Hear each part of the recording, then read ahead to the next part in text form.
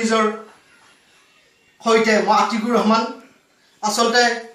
মই উপস্থিত হৈছোঁ দৰং জিলা সাহিত্য সভাৰ প্ৰাক্তন পত্ৰিকা সম্পাদক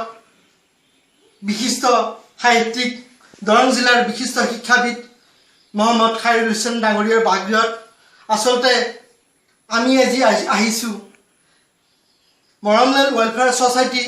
আৰু হোটেল পৰশুৰামৰ উদ্যোগত আগন্তুক 2 ছেপ্টেম্বৰত যি সাংস্কৃতিক অনুষ্ঠান আয়োজন কৰিছে ক্ষুধামন্ত জন্ম মাহ উপলক্ষে সেয়েহে সেই ক্ষুধামন্ত ডক্টৰ ভূপেন হাজৰিকাৰ সাহিত্যৰাজি সৃষ্টি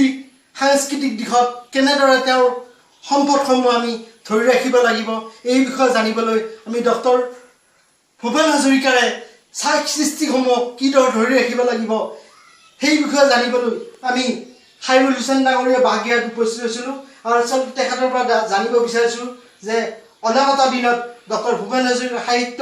আৰু সাংস্কৃতিক দিশত কেনেকৈ আমি সংৰক্ষণ ব্যৱস্থা কৰিব লাগিব এইখিনি জানিব বিচাৰিছোঁ আপোনাৰ পৰা প্ৰথমে মই ধন্যবাদ জনাইছোঁ ডক্টৰ ভূপেন হাজৰিকাৰ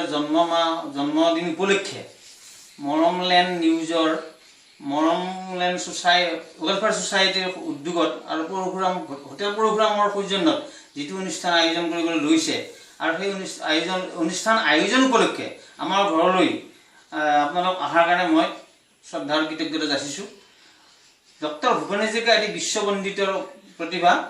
ডক্টৰ ভূপেন হাজৰিকা অকল অসম তথা ভাৰতৰে নহয় সমগ্ৰ বিশ্বৰে এটি উজ্জ্বল ৰত্ন ডক্টৰ ভূপেন হাজৰিকাৰ প্ৰতিভাৰ মাজেৰে অসমীয়া জাতি বিশ্ব প্ৰতিষ্ঠিত হ'ব লাগিব সেয়ে ডক্টৰ ভূপেন হাজৰিকাৰ সমগ্ৰ সৃষ্টিৰাজি অসমীয়াই সংৰক্ষণ প্ৰচাৰ প্ৰসাৰ আৰু তাৰ অনুশীলন এই ক্ষেত্ৰত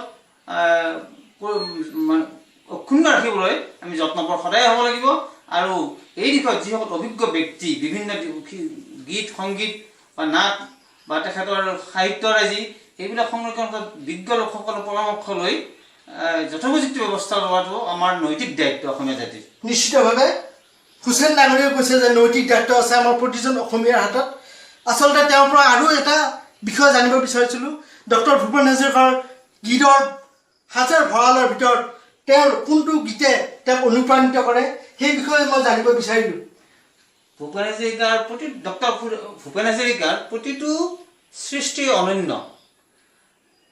খাওকতে অমুকটোৱে ভাল বুলি ক'বলৈ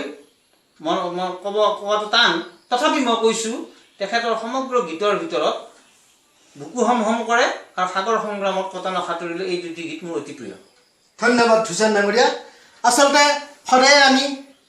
অসমীয়া হিচাপে অনাগত দিনত ডক্টৰ ভূপেন হাজৰিকাৰ সাহিত্যৰাজি সংস্কৃতিক আমি জীয়াই ৰাখিবলৈ লাগিব এইটো আমাৰ নৈতিক দায়িত্ব কেমেৰা পাৰ্চন চাইদুলৰ সৈতে মই আতিকুৰ ৰহমান মৰমলেণ্ড নিউজ